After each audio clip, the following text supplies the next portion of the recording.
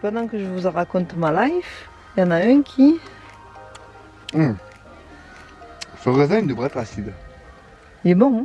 Il devrait être acide. C'est Oui, un petit c'est raisin. Petit raisin, c'est normal, c'est acide. Bah, c'est du raisin de vinaigre, quoi, ou Et là, de vin de table. je le prends comme ça. Il se gave, hein, il se fait un ventre. Hein. Et regardez. Toute la prod.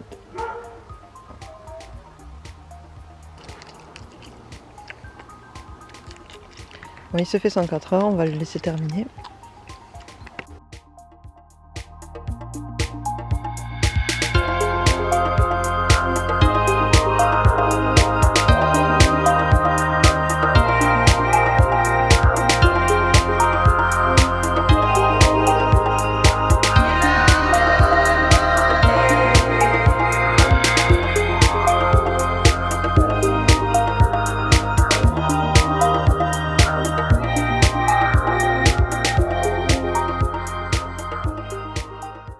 Alors voilà le petit coin que j'ai choisi pour vous montrer ça. Vous voyez, donc ça c'est une des barquettes qu'on a pu faire. Hein. Vous voyez, il y en a beaucoup qui sont beaux. Donc il suffit simplement de venir les détacher et les mettre dans une autre barquette. Allez, je cherche mon autre barquette, on va commencer à les détacher. Voilà, donc vous savez que pour ces barquettes, hein, je vous ai donné l'astuce. N'importe quel pizzaiolo peut vous fournir gratuitement ce genre de bacs qui tiennent parfaitement les UV. C'est alimentaire, hein, donc moi j'arrive à les garder 3, 4, 5 ans ces trucs là. Je mets des godets dedans. N'importe quel pizzaiolo, en fait, il vous donne ça parce qu'il le jette à la poubelle. Et c'est là-dedans qu'il reçoit ses pâtes. Donc là, on va simplement passer un peu de temps, vous voyez, pour les récupérer. Donc ça se détache tout seul, il n'y a même pas besoin de forcer. Hein. Allez, je vais faire ça pendant un petit moment là, et puis je vous retrouve juste tout à l'heure pour voir ce qu'on va faire avec ce raisin là. Bon, c'est sûr que le travail est un petit peu fastidieux quand on regarde que le litre il vaut 1,50 € ou 2 € en grande surface, mais c'est pas ça le but. Le but, c'est la recherche d'autonomie, c'est savoir éventuellement comment on fait pour faire son petit vinaigre à partir de rien. Demain matin, les lumières s'éteignent, il n'y a plus de vin, il n'y a plus rien. Comment je fais pour faire mon vin, quoi? Ou pour faire du vinaigre. Voilà, c'est juste une manière d'apprendre à le faire. Alors pourquoi est-ce que je le dépiote? Parce que normalement, si vous saviez, en fait, ces odeurs me rappellent vraiment ma terre natale du sud, là. L'époque où on faisait les grandes vendanges. Ça sent le raisin légèrement mûr, quoi. Ça sent un peu... Ouais, comme sur les routes en goudron au mois de septembre-octobre. L'odeur qu'on a, quoi. Là, ça colle les pneus et tout ça. Voilà, à force de faire les navettes avec les tracteurs. Et on s'est tous coupé un morceau de doigt hein, en faisant des vendanges. Enfin, tous ceux qui viennent du sud et qu'on fait des vendanges savent de quoi je parle. Et c'est vrai que cette odeur légèrement muscadée me rappelle vraiment les parfums d'antan, les parfums d'enfance. Alors pourquoi je vous dis de les dépioter? C'est simple. Parce qu'en fait, on n'a pas la machine, on n'a rien ici. On va pas le faire avec les pieds non plus, on n'en a pas assez. Et si vous gardez ça comme ça, ici, vous pouvez vous blesser. Vous pouvez vous blesser parce que les peaux là sont très fines et ça m'est arrivé plusieurs fois de me rentrer des petits bouts bien durs là. Vous voyez, petits bouts comme ça là, bien durs. Et ça rentre comme dans du beurre. Hein. C'est pour ça que je vous dis de les enlever parce que ça fait vite des blessures. Et puis en plus, la qualité est bien meilleure. Vous voyez, ça va très vite, hein. On les prend, tac, on les enlève. Il n'y a pas besoin d'avoir un vin miraculeux, un raisin miraculeux. Vous voyez, un vieux raisin comme ça, c'est le top. C'est là où il est vraiment le plus sucré, le mûr à point, quoi. C'est là où on va entamer le plus vite la réaction, quoi. Il y a beaucoup de sucre là-dedans. D'ailleurs, on sent l'odeur. C'est pour ça que ceux-là, je les prends pas jeunes. Je les laisse vraiment vieillir au maximum. Comme ça, il y en a qui sont un peu plus ou moins fermentés, on va dire. Ça accélère le processus. Hein. Oui, il y a l'odeur de vinaigre qui commence un peu à se faire. Ouais, c'est ça. Et vu que nous, ce qui nous intéresse, c'est fabriquer de la marre. Enfin, de la mer, quoi, on dit. Du marc, pour ceux qui connaissent, mais c'est de la mer, quoi. Ouais, c'est petit raisin comme ça, petite boule par petite boule, ben, on va se dégager. Et la mer, c'est l'espèce de glu, en fait. Ouais, c'est ce qui va se déposer au fond, et c'est là-dedans que vont être tous les principes actifs, tous les... Je ne vais pas rentrer dans le détail pour donner tous les bienfaits du vinaigre, ni la réaction chimique, on pourrait le faire éventuellement en vidéo. C'est pas l'important, mais c'est vrai que c'est là-dedans que va se déposer vraiment un peu comme le kombucha, quoi, l'espèce de pellicule qui va engager le processus pour la fermentation. Et la mer, on peut très bien l'avoir dans une vieille bouteille de vin aussi.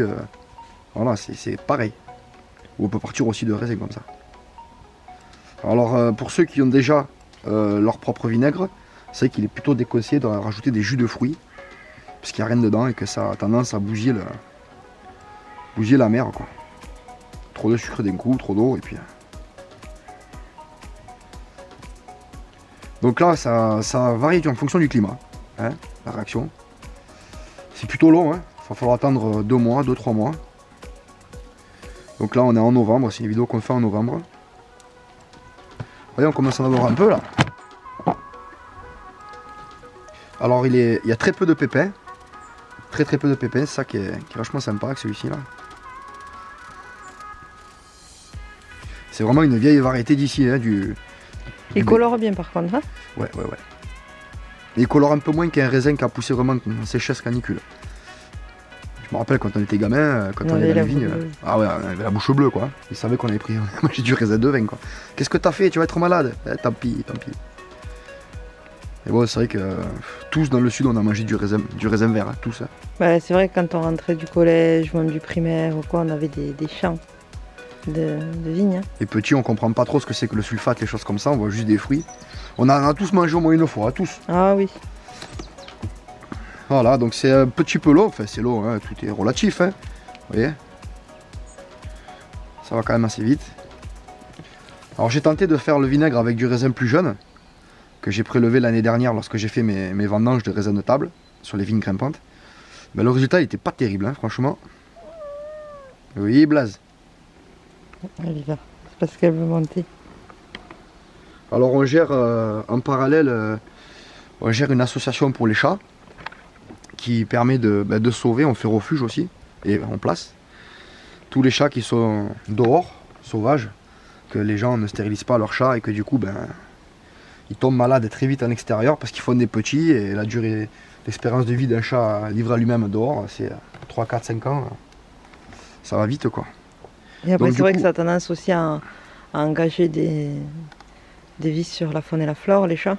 Ça se multiplie très vite et si on prend le modèle comme en Italie ou en Grèce où il y a des centaines, voire pas même des milliers de chats comme ça en sauvage dehors, on voit bien la catastrophe que ça fait avec les oiseaux, etc.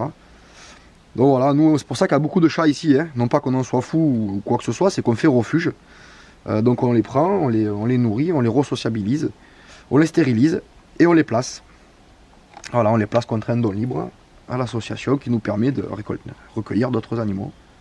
Très important hein, pour tous les propriétaires de chats, faites stériliser vos animaux, hein, surtout les femelles. Il faut essayer de contrôler ces gentils petits loups là.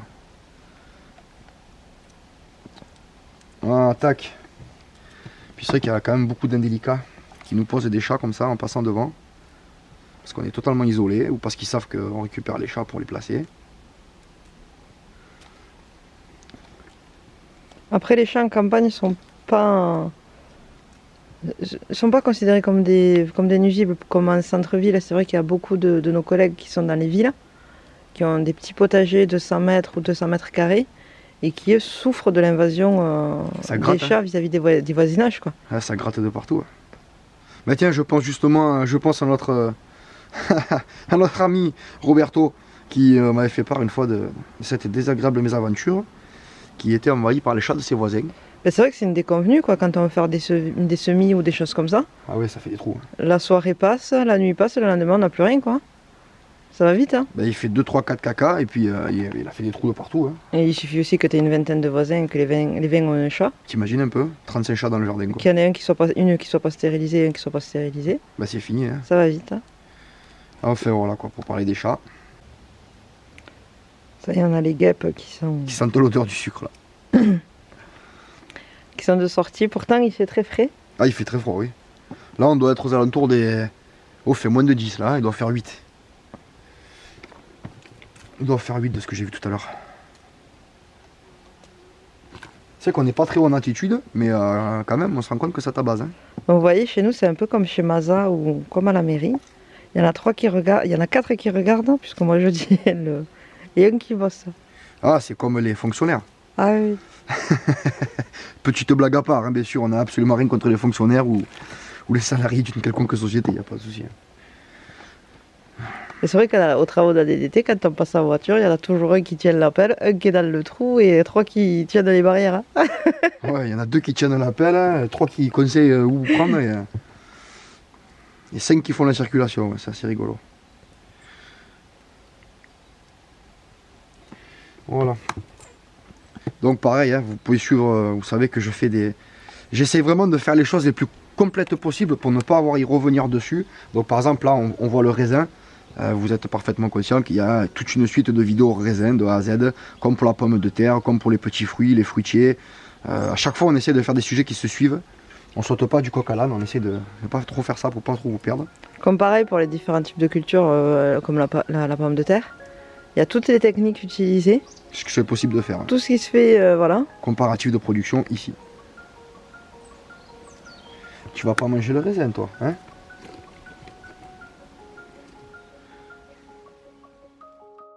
On va essayer de sortir tous les petits insectes. Oui. Ça j'y prends pas, il y a plein de bestioles.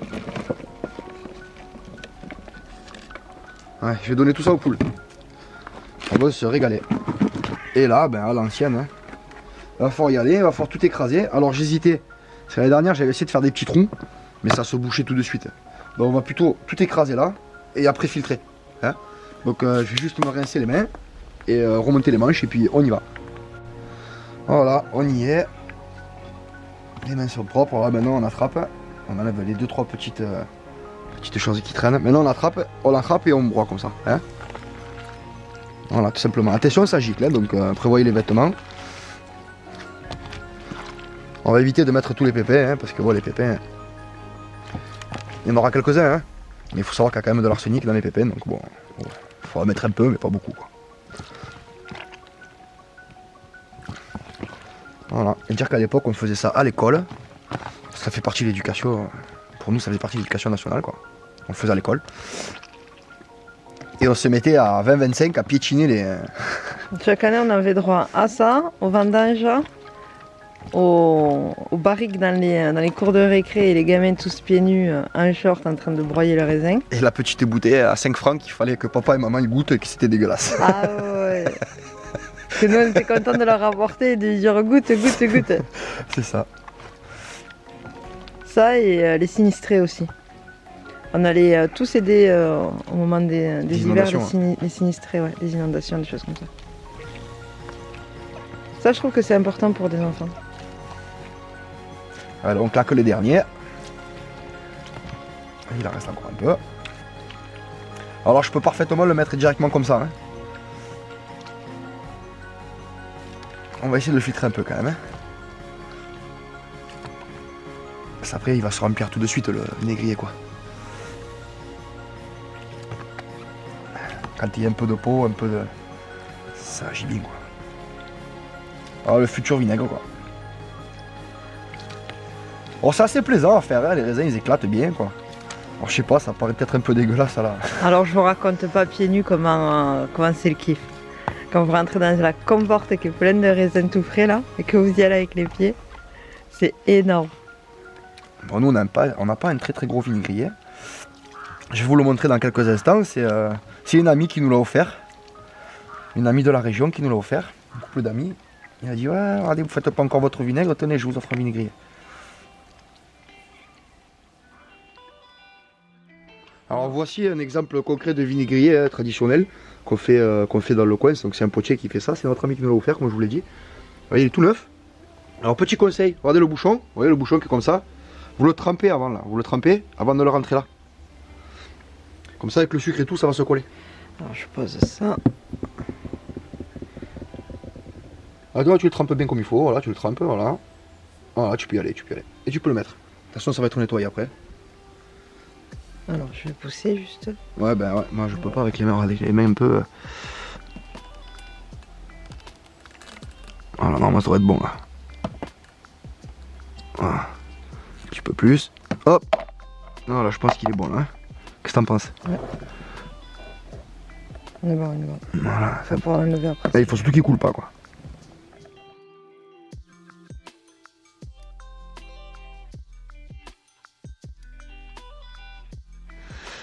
Alors,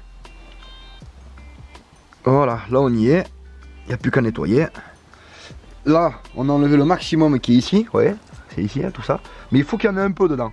Il faut que, si on fouille bien, regardez, si on fouille bien dedans, il reste encore des petites peaux et encore des petits, voilà, ben ça on le prend, on le met avec. Mais c'est ça qui va fabriquer la glu de la mer. Ah, c'est ça ça va totalement se décomposer et ça va faire un bon lit au fond. Le lit, il faudrait idéalement qu'il arrive au moins jusque là quoi à peu près. Voilà, le lit vient jusque là, grosso modo, donc à peu près à la hauteur du robinet.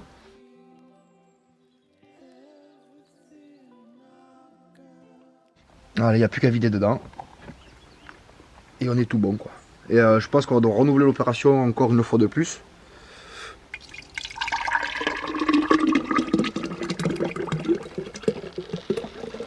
Alors, on va enlever tous ces raisins, pépins là. Ça coule au niveau du robinet. Voilà, alors le robinet, pourquoi est-ce qu'il coule? Ah, il coule parce qu'il n'était pas fermé. Ah, d'accord. Là, il est ouvert. Voilà, donc ça vaut le coup de le faire en extérieur. Hein. Donc là en dessous, il faudra mettre une petite capsule de quelque chose parce qu'il y a toujours une petite Une goutte. coupelle en fait. Ouais, il y a toujours une petite goutte au début. Ouais, il est à moitié, donc il est rempli depuis moitié, étant donné qu'on va faire quelques petits plats avec des viandes et des bouteilles de vin pour faire des déglaçages, des choses comme ça. Et ben on va utiliser les vieilles bouteilles après dedans, et à ce moment-là on commencera à avoir du vinaigre quoi. Là on fabrique de la mer. Voilà, pour moi c'est tout bon, on refilmera d'ici plusieurs semaines pour voir la réaction qui va s'engager à l'intérieur. Normalement il ne devrait pas y avoir de bestioles, mais c'est possible qu'il y ait des bestioles qui rentrent. Voilà, il n'y a plus qu'à donner ça aux poules, laisser fermenter ça, et on se retrouve dans quelques semaines. Salut copains, moi ça fait un mois qu'on a fait la vidéo concernant le vinaigre. On va venir voir où c'est qu'il en est maintenant. Ah ben il me faudrait la petite lampe. Attendez, je vous amène la lampe. Ah ben là ça sent le vinaigre à 100%. Voilà. Oh oui. Ça sent fort. Voilà, vous voyez? Maintenant c'est que du liquide. Donc ça fonctionne très bien. Alors petite surprise, qu'est-ce qu'on y voit là? Il y a des petits bébés de moucherons qui sont là. Je pense pas que ça va poser le moindre problème dans la mesure où tout ça va être filtré, qu'on va garder que le fond. Et ensuite ça fera donc le mer. Là on est vraiment en train de fabriquer un mer avec un fond de vinaigre. Bah salut les copains, enfin heureux hein. Il y a quelques instants vous avez vu le mélange de vinaigre, mais pour moi c'était il y a déjà plusieurs mois. Donc là on est au mois de fin mars, vous allez voir ce que ça donne là. Regardez-moi cette mer là en haut. Je sais pas si vous arrivez à la voir. Une mer bien épaisse là, voilà, comme quoi bah, avec simplement du raisin, il suffit de laisser faire. Vous le mettez dedans, comme je vous ai montré, et voilà. Et là vous avez un vinaigre de première qualité. Je vais aller chercher une cuillère pour pas gâcher. Bon, je me suis posé sur cette table là vite fait, qui est un peu sale, où je fais le rempotage. Mais bon, peu importe, allez, on va voir déjà ce que ça donne. Ah bah là c'est soudé, on a l'impression. Hein. Ouais, ça y est, j'ai décollé. Voilà.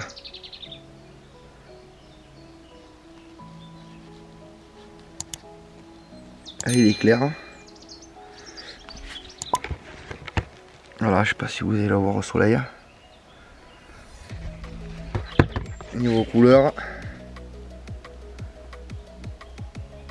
là, on a quelque chose d'un beau rose quoi, un beau rose pinard. Et on va goûter.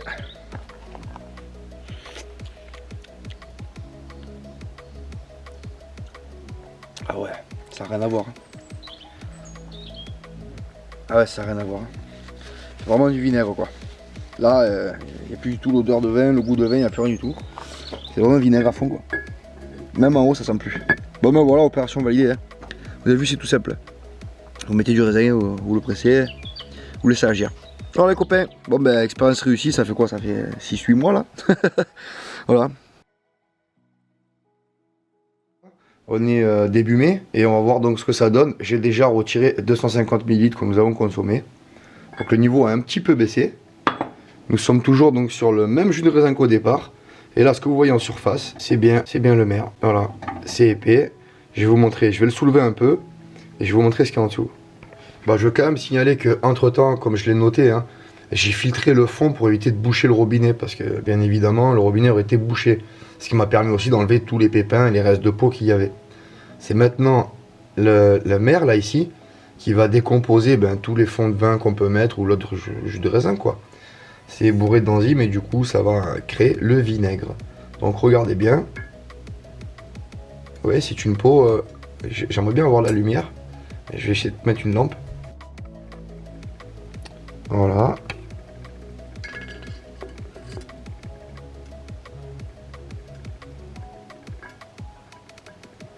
Tac.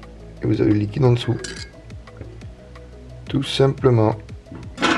Alors maintenant, il faut penser à nourrir cette mer. Et puis il faut surtout en donner aux copains. Hein. Voilà, on en coupe des petits morceaux et ils lancent leur propre culture. Donc on peut obtenir ceci à partir d'un simple jus de raisin.